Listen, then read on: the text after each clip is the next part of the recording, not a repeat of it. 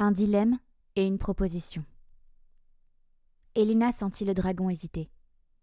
Il lui fallait réagir très vite, ou ses chances de survie allaient passer de très minces à nulles. Elle lui fit alors une proposition. Le dragon pouvait garder les œufs et élever les jeunes dragons comme les siens.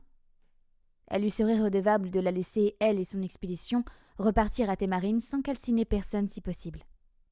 Ou bien, il pouvait l'aider à faire éclore les œufs et élever les jeunes dragons à Témarine avec l'aide de sa famille et de ses proches. Et en échange, elle acceptait de prendre sous son aile les orphelins laissés derrière par la guerre. La perspective de sauver plus de dragons grâce à cet accord devrait faire pencher le dragon pour la deuxième proposition. Elena l'espérait vivement.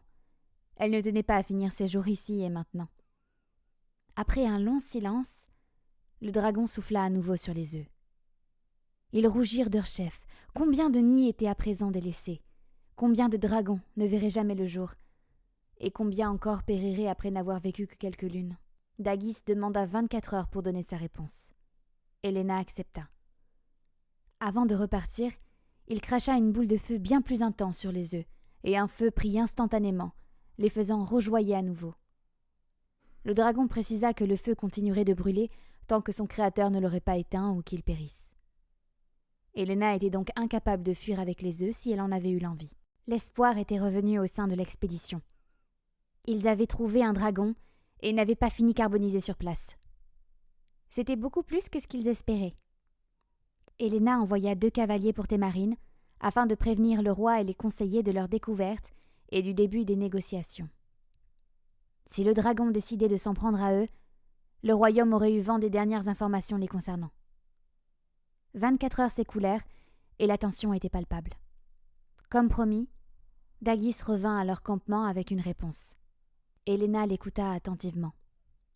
Il pourrait s'occuper seul des 3 œufs qu'elle avait récupérés. Mais il ne pourrait pas aller chercher et s'occuper de ceux qui gisaient dans les grottes des pics des Ostriarath. S'il voulait sauver les œufs restants, il aurait besoin d'aide, et il était prêt à accepter celle d'Elena, s'il devenait lui-même seigneur des dragons du royaume. Elena, qui n'avait pour ainsi dire pas vraiment son mot à dire sur le sujet, accepta. Il n'existait pas de hiérarchie à proprement parler au sein des dragons. Les plus faibles évitaient les plus forts. Les plus forts parfois se battaient entre eux. Mais majoritairement, chacun s'occupait de ses affaires sans se soucier de ce que faisaient les autres. Sauf quand certains créaient des alliances qui mettaient en péril le reste de l'espèce. L'expédition fut donc un succès. Ils repartirent sains et saufs, avec les œufs et un dragon pour les aider.